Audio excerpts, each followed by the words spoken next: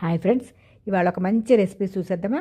డాబా style spicy chicken roast. ముందుగా bowl తీసుకుని శుభ్రం చేసిన చికెన్ వేసుకుని ఇందులో నిమ్మరసం పిండుకొని పసుపు, ఉప్పు, కారం, ధనియా పౌడర్, చికెన్ మసాలా, గరం మసాలా ఇవన్నీ వేసుకుని కస్తూరి మేతి కూడా వేసుకుని ఒక కప్పు పెరుగు కూడా వేసుకుని ఒక్క నిమిషం పాటు బాగా కలుపుకొని 10 నిమిషాలు పక్కన పెట్టుకుని మ్యారినేట్ చేసుకోవాలి.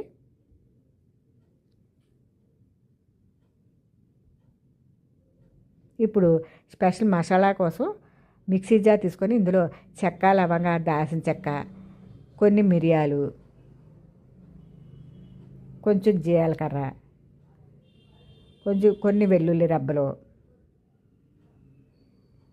కాశ్మీర్ చిల్లీ పౌడరు, కొంచెం పసుపు ఇవన్నీ వేసుకుని బరగ్గా మిక్సీ చేసుకుని పక్కన పెట్టుకోవాలి.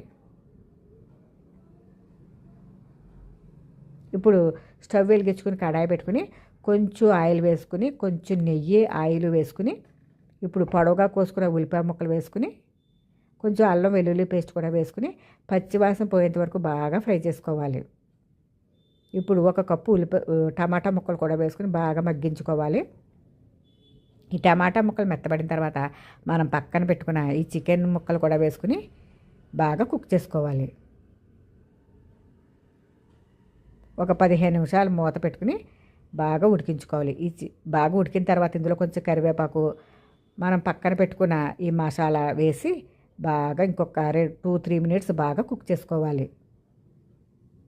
ఇప్పుడు చివరిలో కొంచెం ఉప్పు, కొంచెం కొత్తిమీర వేసుకొని స్టవ్ ఆఫ్ చేసుకోవాలి.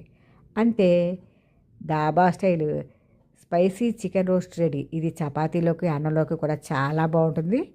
మీరు ఒకసారి